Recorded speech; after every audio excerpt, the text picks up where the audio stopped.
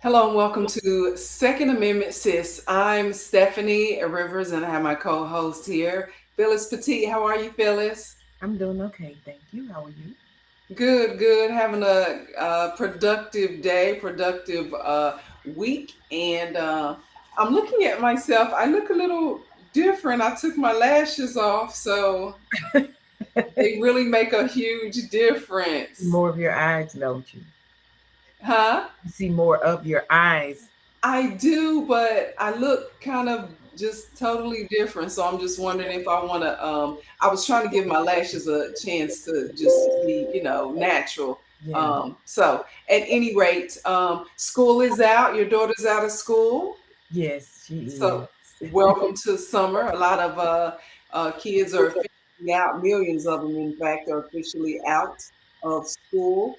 Mhm. And so Well, you can still answer a this. couple of districts in Dallas area, like Garland, is still in until like this week is their last week, and I was surprised at that. Oh, oh Yeah. yeah. Hmm. Well, it's just the fifth, so maybe by the end of this coming week they'll be out. Certainly by Father's Day. But when kids are out of school, that means that young people will be outside more, and that means there's a more likelihood that they will um, engage. When you're outside, you're maybe driving for the first time, having activities, and we know that probably means that they'll will have more interaction with police, say during traffic stops. Now, I don't know, I don't have kids, but that is something that scares me. Do you talk to your daughter about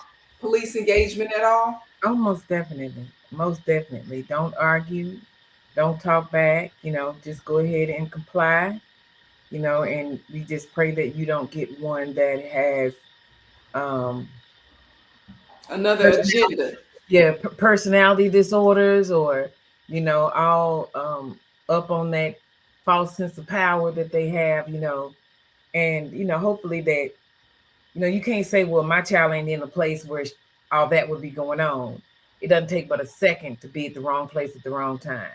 you know Correct, I correct. just teach her to comply, and if she's with people who are being disrespectful, not only just because they're police, but because they're adults, then that's something I definitely need to know about, and she wouldn't be in the company of those people. A couple of her friends have parents that are police officers. Oh, okay. So it's more likely that they will behave, know how to engage at least. So that's good. But a lot of students don't know how to engage police and grown adults. Okay, let's don't blame it on the kids. Right? Don't blame it on, because the kids will have more sense than some of the parents. They So want to buck them, but you just it's either be humble and live. And some people say, I'd rather cower. I'm not gonna cower. I'd rather die. But you got to pick the mountain, the hill you choose to die on. amen, amen. And so that leads to the question: should there be a one-on-one class on police engagement? What to do, the do's and don'ts of police engagement. Now, some people say, no matter what you do, it's really on the police officer in the situation to handle that. But our guest today says that there should be a one-on-one police engagement, or at least he's come up with a few do's and don'ts of police engagement. So we've got with us today Mr. Neil Meeks of First Firearms Academy out of Detroit, Michigan, right? Yes, ma'am. How you folks doing today? All is well. Thanks for joining us, Neil. Thank you for having me. I appreciate it. So you are again the founder and operator of First Firearms Academy, and we know when with most things when you have an academy and you're training people with firearms, it's about how to use your weapon properly, how to draw, dry fire. You know, you choosing the right weapon for your body, your hand, all of that. But I know you probably teach a whole lot more because based on our engagement and the community board, Caliber Community Board, you put up a lot of good information. And so I thought, wow, that because one of your posts was about the do's and don'ts of police engagement. And so I thought, yeah, that might, I learned some stuff and I just want to be able to go over that list and talk about a few other things that people might not realize could help them in a situation. So tell us a little bit before we get into that, Neil. What is your uh, uh, 2A community? What happened in your life that made you want to include this weapons training or the use of weapons in your self defense plan? Really, nothing. I'm one of those few people in the community that I was proactive rather than reactive. Most people who become gun owners and 2A advocates, generally something happens in their life, like, that's where that question comes from. And I get asked that question a lot. And also, as an instructor, I tend to ask that question of my students just to find out where they're coming from. But literally, nothing happened in my life. I grew up around guns. My grandfather was an avid hunter. My father is a Vietnam vet. I've got two cousins who are police officers here in Detroit. Guns were always a part of my life in some way, shape, or fashion. And just one day out of the blue, I said, I think I'm going to get my concealed pistol license and start carrying it. And I talked to my grandfather about it. And actually, I thought he was going to try to talk me out of it, but oddly enough, he was okay with it. And I had to question, why are you so okay with it? Normally, I would expect you to try to talk me out of it. And he basically said, well, the type of person you are, and you've always been the type of person that you always are going to research, study, learn everything you can about something before you just get into it. So he knew, just because of the type of person I've always been, even as a child, that I was not just going to go into this thing half-assed, and I wasn't going to just, you know, I was going to take it seriously from point A to point Z. And pretty much that's what I did. For 2 years, I studied firearm um, carrying and gun community and the gun culture before I even took my CPL class. And 2 years after that, I became an instructor too. So that that's awesome. Yeah. So you just thought, okay, this is something that I want to do. And how has it been in? I know in Michigan, the gun laws are stricter on who can carry and when and where your firearm has to be. How hard is it to be in business teaching people about weapons in a state like Michigan? It's fairly easy to get into the business, but I had a friend of mine not too long ago ask, he's interested in being an instructor. And the first thing I told him, said, well, if you're getting into this for the money, don't bother, Right. because it is a very seasonal business. Mhm. Um, there's not a lot of money in it, and you really have to have a love for teaching people about guns. It's a labor of love for me, and I love doing it. So it's the laws here in Michigan are. I think you're in Texas, right, Stephanie? Mhm. Yeah. Well, Texas now is a constitutional carry state. Michigan is a shall issue state, so we still have concealed carry permits. We call them concealed pistol licenses.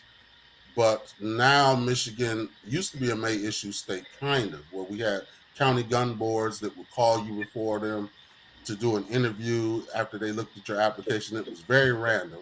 We Oh got rid my. of those in 2016. So now, literally, as long as you meet the limited the qualifications, you can get your license. So it's fairly easy in Michigan.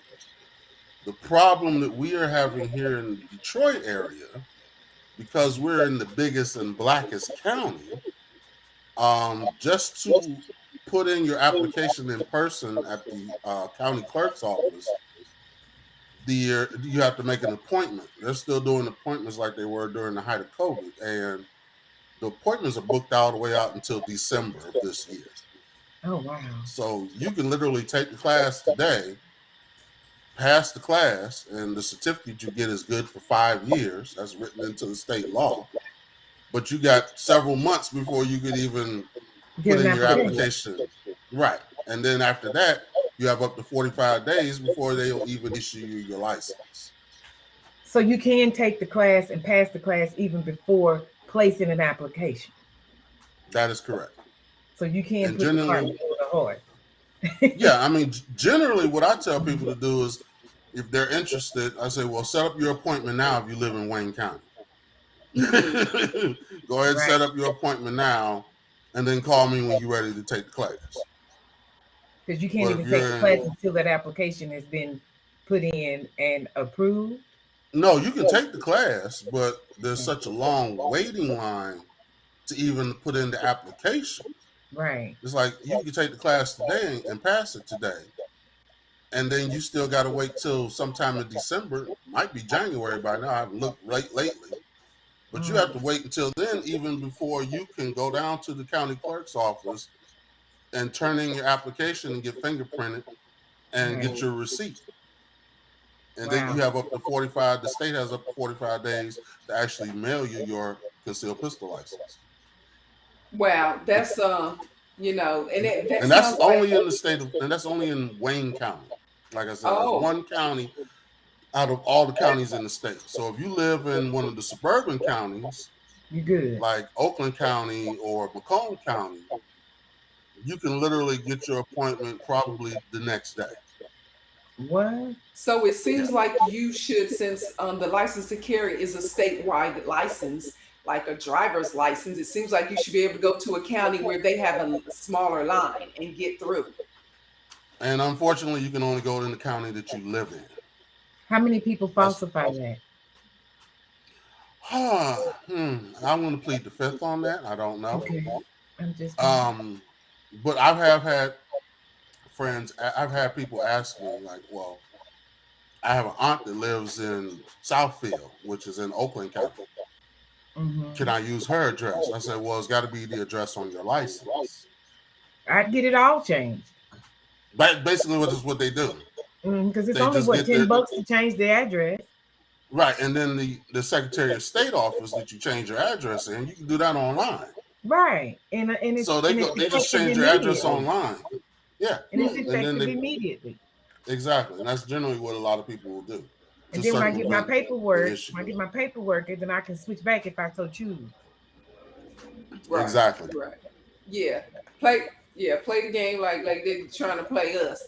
But at any rate, whether or not you have a license to carry or you or just have a license to drive a vehicle, there are some I want to go over Neil Phillips and I want to go over this the do's and don'ts of police engagement that you have come up with because I thought that was so apropos that people should we should all have some information that will help us in case that happens. So just going to the list, and then I don't know if I want to share the actual list or just read it, but let's start off with the one thing that you said that you've learned, Neil, from researching traffic stops and police tactics is not to roll your window all the way down when they stop you and they come up and say, they're going to ask you based on experience for your license and insurance and registration. You say generally your window is only rolled down about the width of the length of a finger, the index finger, and this is sufficient for verbal communication and for passing back and forth the information that is requested. Why do you say that? What's the big deal about rolling your window down a finger's length or all the way down? So I'm glad you brought that up, and I don't have the list in front of me, and I'm gonna be perfectly honest with everybody. The day I made that post on Caliber Community, I hadn't had the list written down. I literally did it off the top of my head because that's how I teach my classes, off the top of my head. I've been doing it so long, and I know the information, and I don't have the list in front of me. So I'm glad you brought that up. But the reason why I said that and what I researched was that during a lot of these police stops, especially in Black communities, the whole point of the stop is actually a pretextual stop. They're going to look for any little thing that you do, whether you make a wide turn or you don't signal, you don't signal before a stop sign at a certain distance, or you make an abrupt stop or whatever. They're going to use some pretextual reason to initiate a stop, right? And the whole purpose of the stop actually is they're looking for drugs and weapons. And generally, it's drugs. Usually, it's a narcotic stop. Okay. Generally, what I've found is that regular everyday police, unless you're doing something really overtly wrong, they're not going to bother you. At least that's how it is here in Detroit. It may be, Yeah. police are different everywhere. Um, but something happened to me personally years ago, before I even carried, right? I was going to pick my grandfather up from a hospital. He had to go to a hospital to have some tests done by his doctor that sent him there to see a specialist. And I dropped him off that morning, and he had called me and said, "Hey, they released me. I'm ready to come home." I was like, "Okay, I'm on my way." So I'm on my way to pick him up. I'm stopped at this red light. I'm the first one in line, and on the opposite side, coming towards me, I see a narcotics cop. I mean, I can tell their vehicle. I knew it was a police vehicle, and 9 times it was unmarked. So I'm like, okay, this got to be a narcotics cop. For whatever reason, at that time, my beard started to itch. As you can see, I keep a beard on me. So I'm scratching my beard. The light turns green. I go, and before I can make it to the next light, which is maybe a quarter mile away, they're behind me now. The same cops, and they're pulling me over. Now, it was somewhat in the summertime, so it was warm out. And I was driving a Dodge Caravan time, and I had the driver's side window all the way down, and none of the windows, other windows, were all up. So the cops pull up and they start asking me, where am I headed? Blah blah blah, y'all this, y'all other stuff. And they's like, "Do you mind if we search the car?" Now, this is before any of my research, and I wasn't the type of person that would say, what's your probable cause or any other stuff. So I just said, well, yeah, go ahead. So as he's opening the door and I'm getting out, he says to me, "Hey, why do I smell marijuana when I open the door?" And I'm like, "I don't know why you smell marijuana when you open the door. Maybe it's still on you." And he was like, "Yeah, I didn't smell it before." I was like, "I don't know why this big old window was down. You should have been able to smell it then." And so that told me right then that's what they're looking for. They're looking for a smell. So they're trying to smell into your car. And I said, well, from now on And out, I'm not going to let my window all the way down. set up the pretense for that to see how you react or respond to the question. Yeah. Exactly. So they searched, and they had me stand at the front bumper of their car. I said, "Hey, you got a dash cam?" And they said, "Yeah, it's running." I looked right into the windshield and I said, "If they find anything, they put it there." There was two of them, and they were cops that looked like me. They were black cops, two guys.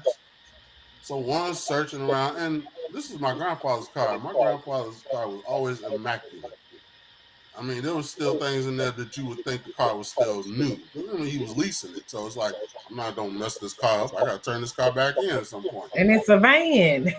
Right, so they searching, they don't find nothing, and they let me go. But that was like a little eye opener for me. I'm like, okay, I see how they do. But So once again, this then, is before I did any research into it. This was just an experience.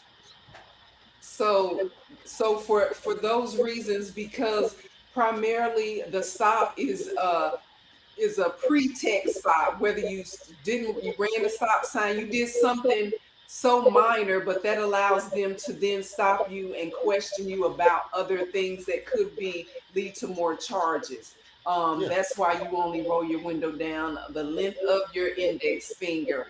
Number two, you said when on relatively flat roads, instead of parking, you put your vehicle in neutral when stopped by a police officer. Shifting from neutral to drive is much faster than from park to drive in the event of a situation that will require an expeditious retreat.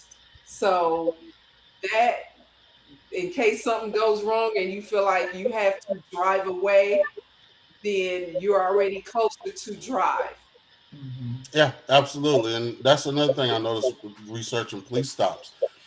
Generally, they'll have you, turn the vehicle off, the car in park, take the keys out the ignition. Well, a lot of these vehicles now have wireless key fobs, so there is no key in the ignition. It's a push start.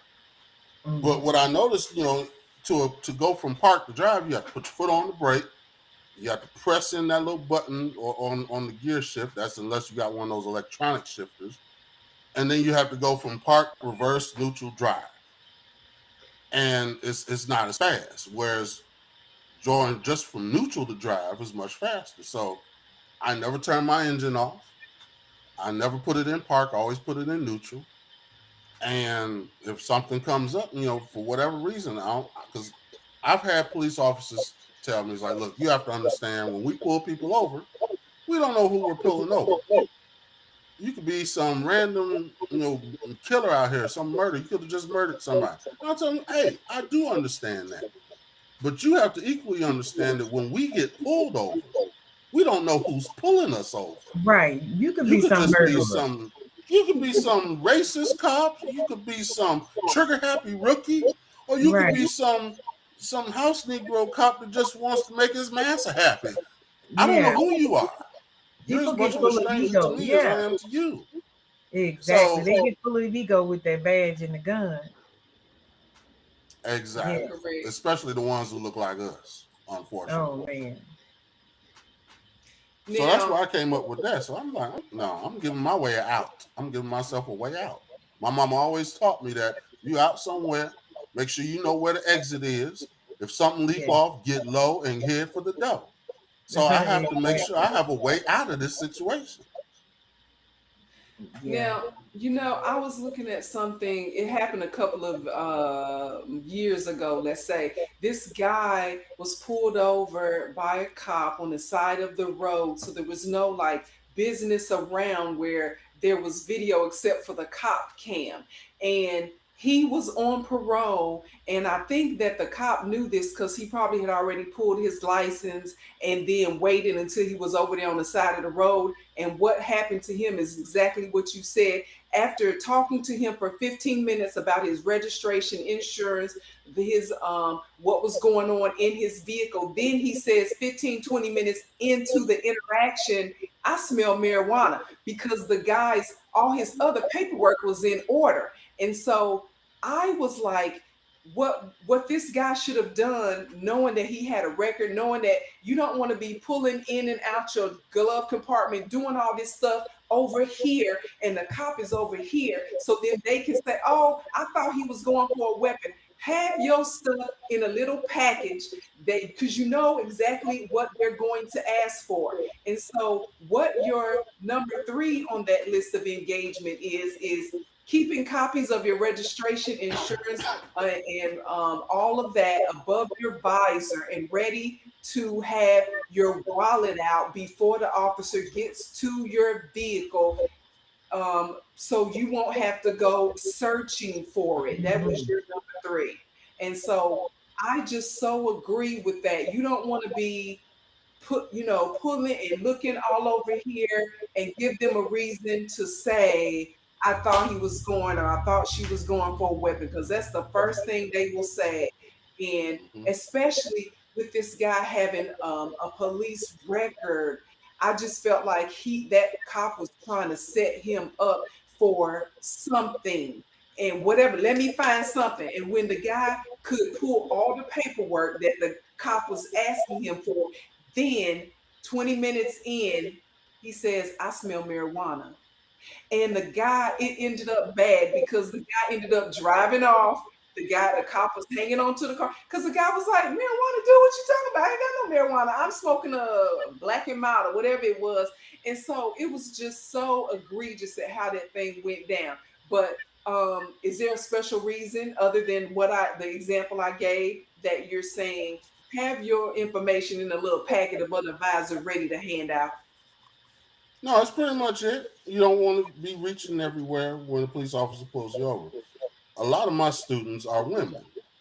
And I know for a lot of women, they like to carry their guns in their purses. I totally advise against that. Don't do that. Carry it on your body.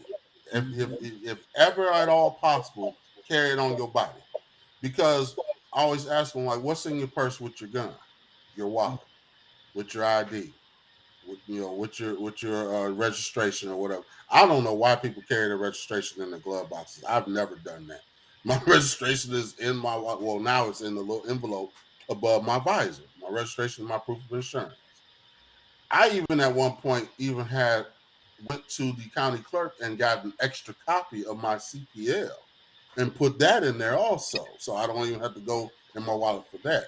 But unfortunately, you can't get an extra copy of your driver's license because they changed the barcodes on the back of them whenever you say, "Oh, I lost my driver's license," so you can't have two driver's licenses.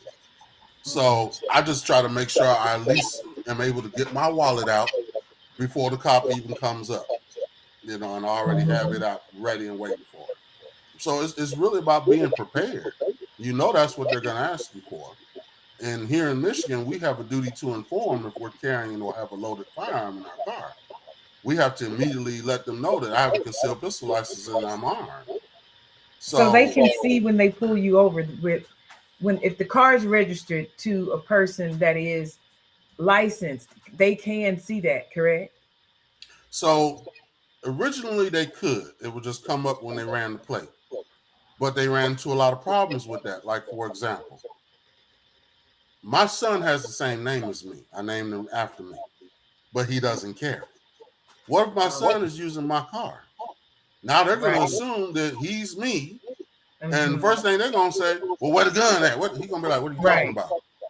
Right. And people have gotten hurt because of that. So now what it is, it's still in the database, but it doesn't come up on their screen when they first punch your license plate in.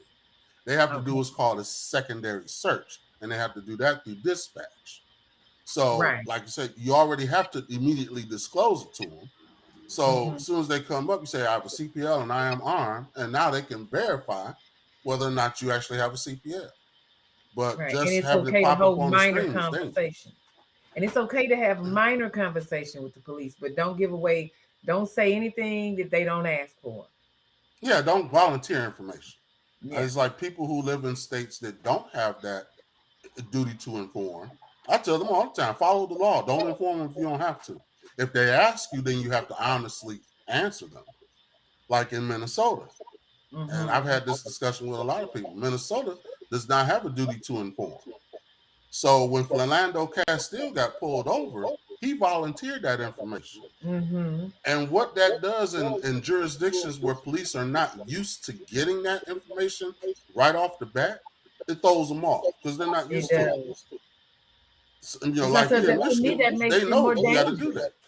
Right. And it's Yeah. almost as if it makes it more dangerous for you. If I don't tell you and you find out on your own, you're going to come back to my car with your pistol drawn.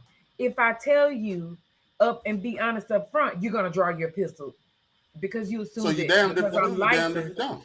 right, that I'm going to harm you just because I'm licensed without any provocation to that. Yeah. No reason, So no just fear. We have too many police officers that are afraid of being police officers. and I've That's had that conversation with many police officers, my cousins included. I'm like, look, this is a recipe for disaster. You mm-hmm, scared and got a gun. I'm scared and got a gun. mm-hmm. And the best thing is like you keep your gun holstered and I'll keep my gun holstered. and we can both go home. Exactly. Otherwise, we can both die today. Let's go. Right. And And that's what I like you don't were talking understand. about, Why be a like cop if you're afraid? they, that's the whole thing. Like I think Trump said it about some black military guy when he got killed in overseas or something. Trump said, "Well, he knew what he signed up for." And I tell cops that all the time. You knew what you signed up for. Mm-hmm. You chose this job, knowing the danger. So don't Mm-hmm. come with me with this. Well, it's for officer safety. Your safety is not my concern. My safety is my concern, and I'm Mm-hmm. more concerned with my safety than yours. My life matters more than yours, and I Indeed. expect you to feel the same way about your life. But at the Exactly. end of the We know day, they're I'm trained going to home. shoot to kill. They are trained to shoot to kill, not to Man, maim, not to well, I trained to stop. shoot to kill. What are you talking about? Well, I train people to shoot to kill too. No, I'm saying the police. We know they are trained to kill, right? You Yeah, know, yeah. we You, that's part of their job. That's part of their the test to pass to stay a police officer is that you get that proper training of shooting to kill. But as citizens, we're not supposed to do the same. oh I shoot, just, yes we are. of course, we are. Self-preservation, the first law of nature. You Amen. know, and Exactly. that won't ever stop where we are concerned. But teaching, getting they have been having classes ever since the beginning of whatever, right? That's supposed to help these things not to happen, but they keep happening. So where's the breakdown? Where do you think the breakdown comes? With the understanding of the individual, the officer, or is it the training overall? Or is it are they not dealing with real world situations? It's the system.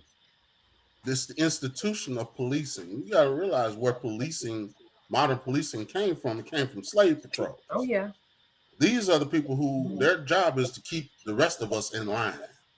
This is Mm-hmm. how the government or the blue bloods or whoever's running the world keeps the subjects in line. Mm-hmm. You Instilling keep your fear. mouth shut. Yeah, you go along to get along. I ain't never followed that mantra, but that's where people have always done. You respect the police and you don't ever question them. Let's skip that. I'm Yeah, gonna question you, and my exactly. questioning should not put you on edge. Right. It But should there's not anger you. Right. Why are yeah, you angry? I'm asking you to educate me. but they're You angry know? because they come from an angry place. They may have been bullied when they were kids. They grew up in a broken home or something. Their daddy was probably drunk. Because I'm gonna tell you something about a lot of police officers. They're all alcoholics. Oh, They are all police and Marines. They are all alcoholics. you said Marines. Oh yeah, Yeah. yeah. As a They matter of are fact, alcoholics. there was a police officer in Dallas, Texas, that was just charged with a DWI, driving while drunk, over the weekend. And As a, he looks completely zoned out in his mugshot. yeah, Hmm. he does. He He does. looks gone, gone. I was like, look at And this. it could very well be because of the stress of the job. Mm-hmm. It very well could be. But once again, you chose this job. Exactly. You knew what you Exactly. were Some signing of up them just be for. in a bad mood because they wife didn't cook them no breakfast and they take it out on everybody they come into contact with. That's exactly what happens, and Everybody. it's been permeated through the police. You know, through police over generations. That's It just how has. they are. I It mean, has. police are assholes. That's like a prerequisite. You got to be an asshole to be a police officer. And that's People sad always, to see. how come you weren't a police officer, Neil? You an asshole. Like, I'm the good asshole though. I'm not the one that's looking for trouble. I'm just the one that's you gonna find it if you come looking for it with me. You know. But these are the kind that look for problems. So So go I'm ahead, so, Steph. well. I was just gonna say the so we talked about loose lip sync ship. So the number four on your do's and don'ts was don't be chatty or over chatty. Don't offer up volunteer information. Mm-hmm. And then the next one, number five, was next to shutting up. The second hardest thing for people to do is to not act nervous. Try your best not to stumble over your words. Look at the officer in the eye and speak clear and concise in a moderate tone. Don't be intimidated by their loudness or anger. Maintain your confidence and stand firm in it. And so you even, Neil, there was a video where you put up where this guy was stopped. I forgot what city it was, where two cops, which is kind of like what you already said, two cops came up and the guy was getting his information together that he was going to give to them, and then they're like, buddy, why are you acting nervous, why are you moving around in the car? And then they said they used that as a what's the word, they used those Justification.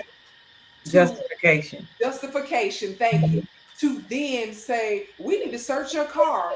Is there anything in the car? You need to tell us now because we're going to call the dog. And so it was just one mountain. They just kept rolling in stuff. Had the guy sitting outside of his car, had the dog come. The dog didn't find anything. And the guy, he kept his cool. But we have to realize that sometimes for you to keep your cool and to do what needs to be done and not go off, or you have to have time. If you was on your way to work, you late, you just, so some people might be like, I'm late, but you have to take the time sometimes to prove people wrong. So what do you think about that? I tell you, like I said, that's the hardest thing. Next to shutting up is really hard not to show your nervousness.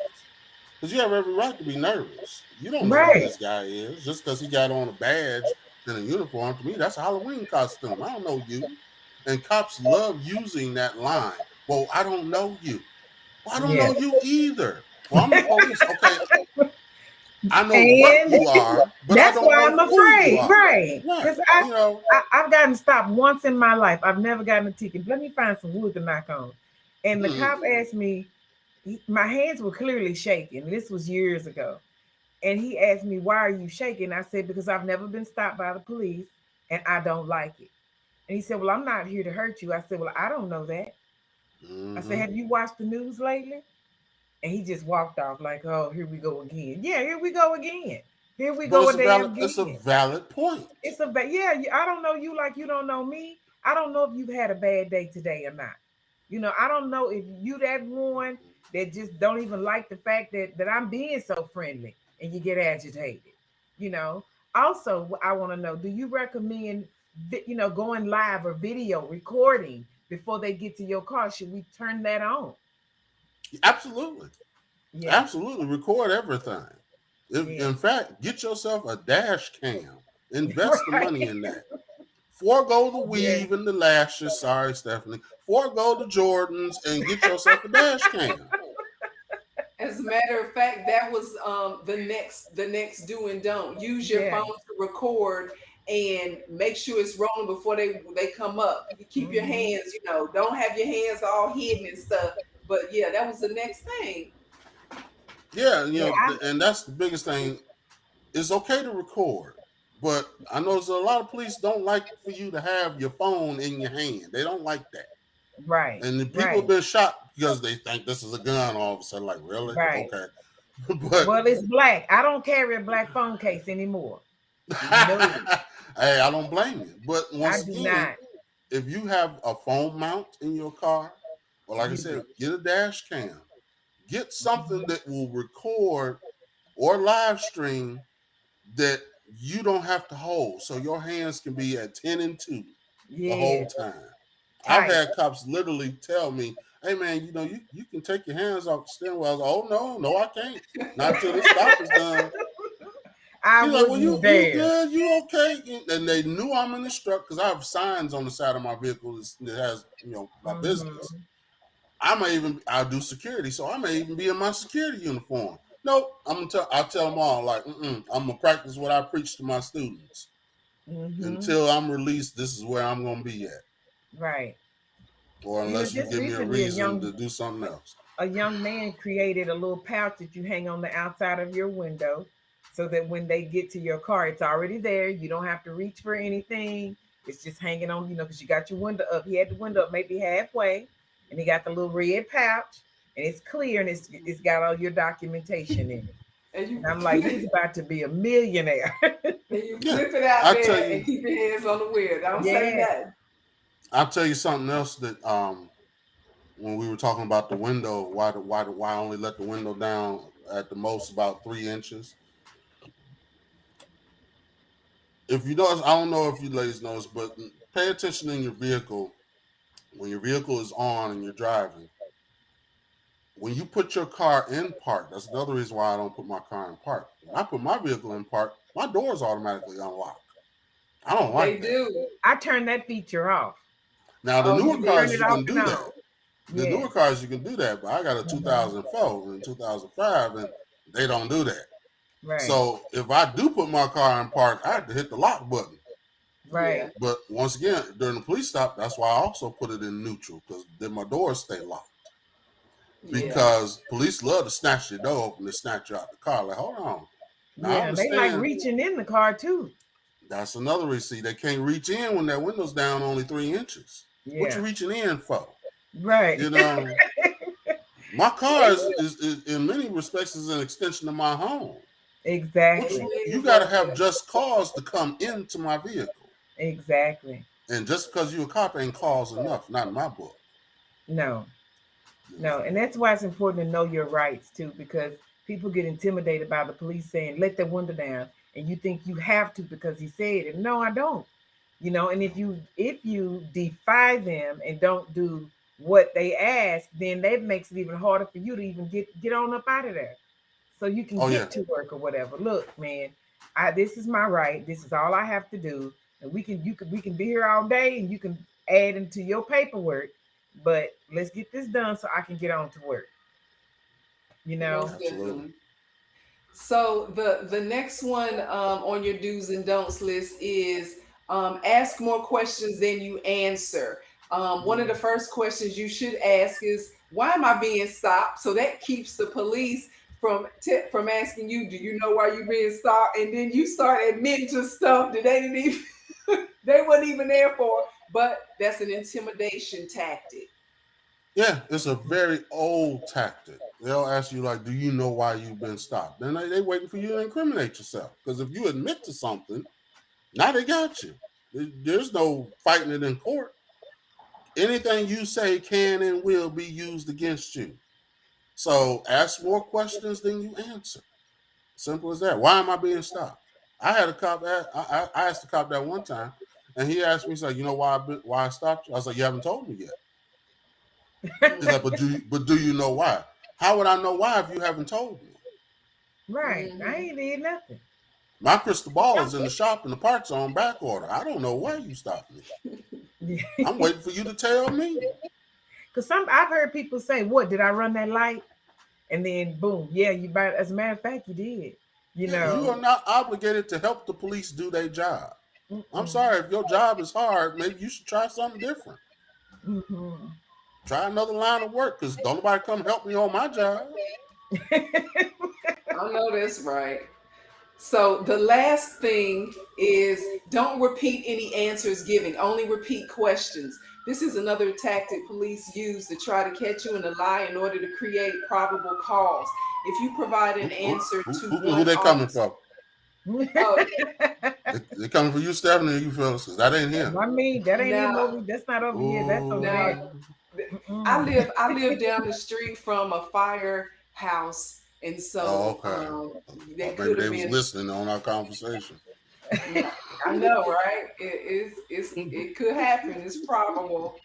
But Yeah. yeah, just not giving, don't agree with what the scenario is that they're saying. Just say, okay, this is why you stopped me.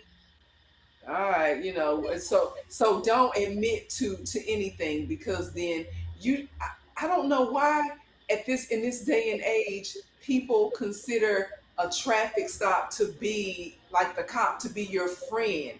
And I get it that it's a friendly, oh, I'm sorry, officer, I must do this and the third, but these days you just don't want to get into a conversation that could lead to charges, to lead to fines, that could lead to things that would be seen as a negative impact on your record. And a lot of people don't realize that's what they're doing when they get into these conversations and start admitting things. Mm-hmm. It's like the old saying goes: you get more flies with honey than you do with vinegar. Mm-hmm. Why people want to be? I don't know why people want to catch flies, but okay, I don't want flies, but okay, but that's the way cops think. Some of them do that. You get that good cop, bad cop mentality. Mm-hmm. And some of them will be very sweet, very nice. They'll start chit chatting and do a little small talk. It's a stall method. It's an old school trick. What they do is they stall until backup gets there. How many videos have you seen Right. where it's one cop and you on the side of the road? They real cool and everything. As soon as Then you be backup real arrived, cold. yeah, as soon as backup arrived, now they up in the ante. Yeah. Like, wait a minute, we was just We were just politicking and cool. conversating. Yeah, Right. Are you where all this bipolar? You was hostility just come cool. from? Now that your friend here, you talking rough to me. Because there Get is out the car. strength. Wait a minute. Yeah, because there's strength in numbers. Police Yeah. in this country are a gang. They have a gang mentality. Don't Mm-hmm. True. snitch. That's a gang thing. Don't snitch. Yeah. They ain't Right. gonna snitch on each other, but they want you to snitch on your people. Mm-hmm. They have a Correct. gang mentality, and there's strength in numbers. They're like a pack of wolves. You get one by themselves, you can deal with them. But two, Listen. three, or four, five, six of them, oh shit! Now you in a position, you in a bad position. They have the advantage, and they always Yeah. have the advantage. You're Mm-hmm. sitting down; they're standing up in outside the vehicle. They can Exactly. get to their gun much faster than you can get to yours. So all of these steps that I came up with are ways for you to maintain as much of the control as you possibly can. My I father have always one taught other me you question. control what you can control. Don't worry about what you can't control. How often do police get charged with um, um, indifferent behavior? Using excessive force or Not going enough. right. Well, I know that. Like we seldom see it where they actually there are consequences to them going overboard. You remember the Behind a old simple saying, traffic stop. ignorance of the law is no excuse. Mm-hmm. They used to use that on people all the time. Well, ignorance of the law is no excuse. Yeah. But that should be a two-way street. I was yes. How are Yes. you law enforcement? How are you going to enforce what you don't know? Mm-hmm. You can't really. Mm-hmm. But the Supreme Court has said that, well, police can be ignorant of the law. Mm, Ain't that something? So mm. they can pull But you they're over for enforcing something. it. They're Yeah, enforcing it, but they can be yeah, ignorant of it. yeah. Ain't Mm. that something? That has that those they don't go They together. can Especially arrest you for something that they think is illegal, exactly. And and the if it's not inconvenience illegal later, alone, oh well, yeah, yeah. Then the burden of proof is on you, even yeah, though they don't know it. yeah. Right. And we're And not innocent until proven guilty. We're guilty until we prove prove ourselves not guilty. innocent. Mm-hmm. Which leads me to this, because so that was the eight do's and don'ts. So if anybody wants to have that written down, I'm sure Neil can put that together and sell you a little package, and you can have that for your for your knowledge and training. But that leads me to this last thing. I'm gonna bring this up because you also put this on the board. This was a man finds a loaded gun in his rental car after landing at uh, a Detroit um, metro airport. Airport. And so, because we all do this, we all go different places and we rent cars. And I know that when I do that, I have a habit of um, I'm real disciplined about looking for damage, car damage. I go around the car, I got the little paperwork and everything. I rarely look in the vehicle. I give it a little glance over to make sure it's clean. But this guy found a loaded weapon in his rental car. So it's when you go to certain areas of the country with different laws other than yours, this could be like an offense, a felony offense, where you could be going to jail and you didn't even have anything to do with it. So, kind of give us, what happened with this and what would be your suggestion besides checking every compartment to make sure there are no weapons in. I don't know exactly what happened with this. All I know is that the guy, fortunately, he saw it before he left the rental place, and so he told them about it. Like, hey, y'all left your gun in the car, and they like, what? And so they Right. took possession of. The police came and everything, did a report. I haven't heard anything else about it. He didn't get in trouble for it, thankfully. But Mhm. Okay. but what if he hadn't seen it right away? What if he was a felon Right. and he just rented a car and he don't even know that the gun is there, but he get pulled over. Somebody say, "Ooh, I smell marijuana. Let me search the car." And then they Right. find this gun. He like, "That ain't my gun. This is the car." Not only They would they, if went they down see for the that. gun, they just draw out and shoot him just Or for that seeing. even, yeah, yeah. So that I hadn't even thought of this because I don't rent vehicles, but something similar to that is I used to drive for Lyft, and I used to pick people up, take them, on the ride shares. And after Uh-huh. every ride, I would stop, get out the car, and check the back seat, make Yeah. sure they ain't left nothing. Man, you'd be surprised some of the stuff I found in my back seat. No, I Uh, wouldn't. No, I wouldn't. Well, you know what? It's I'm an Uber driver and I rarely check in between passengers. But mm, I do check when I get home. But that's something because you just said that I'm going to start checking in between passengers. Mhm. So, yeah, because you never know. Plus, I've got one of those clear sheets that, is between the front seat and the back seat, kind of like to protect me, but it was for COVID and because I was driving during COVID. But yes, I do need to do that, and that's good advice. I yeah, I can had to imagine give the up. guy that left that pistol in that car. I know he about had himself a heart attack once he realized I left my gun somewhere. Where did I leave it? Well, it seems to me that that would be hard for the cleaners to miss. I'm thinking it belonged to one of the employees. That's what I'm thinking. Because if you're cleaning the vehicle and you're vacuuming and looking at the mileage and all of that, and all the guy did was open the car when he got the vehicle and saw the weapon. It's hard for me to think that they would have missed the weapon. So If I'm they thinking it cleaned it. probably belonged If to they the cleaned employee. it. Yeah, If they they they cleaned didn't they they didn't didn't clean clean that that. car. That Mm-mm. that was from the previous customer. Yeah, I mean Because immediately even if you an return and turn around. employee, if you an employee and you cleaning, and that's your gun, where was it before you put it there? Right. Why didn't you keep it there? If it's on you in a holster, It was what in was their I pocket. don't get it. It was in his pocket. Well, it should have stayed in his pocket Right. then. They didn't clean that car. They You didn't rented come that to car work on with a the gun in turnaround. your hand. Yeah, Right. so that was somebody else that left that gun in there, probably because, and who knows.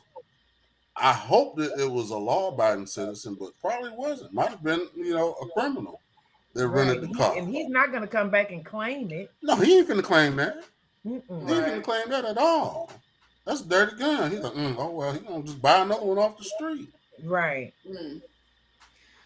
Well, we appreciate you, Neil, coming and giving us your perspective on police engagement, and because you always have good comments, colorful comments, things that engage Colorful. people, that engage people, It's one way and of putting it. and so we appreciate. Is there Did you anything say that you? women are funny?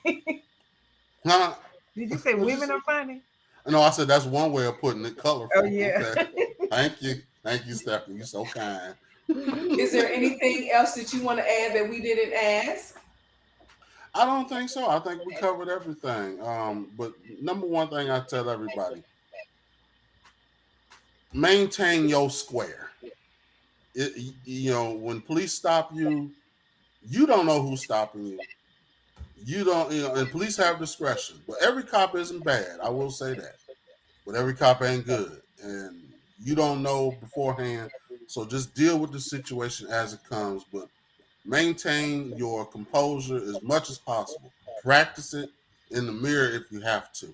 Do whatever you have to stay alive and get home. Period. Point blank. Mhm. Indeed.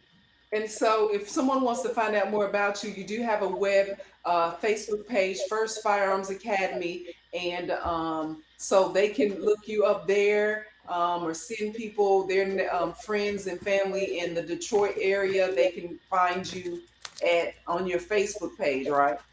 Yes, First Line Firearms Academy. First Line Firearms Academy. Yeah, First Line Oh, Firearms Academy. I have a Facebook page, Instagram. I have a YouTube channel that I'm slowly working on. Only got one video up. um, but yeah, I'm in the Metro Detroit area, and like I said, I love teaching anybody about firearms. well, we appreciate you as well coming on, and we will continue to keep up with you on the community boards, and maybe we'll have you back another time. Awesome. Thank you very much, ladies. Y'all have a great day. Thank you. You too. And enjoy the rest of your week. Have a good week. Bye. All right, that was Neil Meeks, First Time Firearms Academy, and that was practical information. So I Indeed. know if it's something that you want to just pass on to the new people in your house who are home for the summer, or you got some people that are just always in the car, always driving, always going places, that would be some helpful tips to give to them. I know I'm going to use some of those tips for myself as well. Indeed. So, do we have anybody scheduled for what's going on next week or later in June? Later in June, we have quite a few events out in the community. We'll be going to Natchez, Mississippi for the Devil's Punch Bowl in honoring of all the ancestors that perished in the Devil's Punch Bowl. And that is Juneteenth weekend in Jackson, Mississippi, Natchez, Mississippi, and the surrounding areas. And you can learn more about those events that are posted on Second Amendment Sis. And then also at the let's see, the end of the month, that following week, we have the second annual Our Tribe Shot Expo that'll be held in the DFW area in Frisco, Texas, at the Frisco Gun Club. Everybody go online and register, come out. There's going to be lots of vendors. We got lots of different classes for de-escalation, prepping, bug out bags. There's a fundamentals class, a handguns class, and all of these vendors are, the majority of them are local vendors, so we want to support each other. And last year we had a ball. We'll have food trucks. We'll have just a lot going on that weekend. So it's June 25th and 26th, and just follow our page for updates on what's going on. And let's see here, what else is there going on? Um, for me, that's about it for the month of June. We're very busy. Most definitely. So we hope to see you live and on the scene at some of these events. Let's get out. Let's take. I think this will be the either first or the second year where Juneteenth is a federal holiday officially. And so Mhm. let's go out and show them why it's important for us that it is a federal holiday. So thanks, Phyllis. So we will see you next time, and we'll be going live at some of these events as well. So we'll keep you posted on all of that. Indeed. Have a excellent rest of your week. Stay safe. All righty, you too. All right. Bye bye. Bye.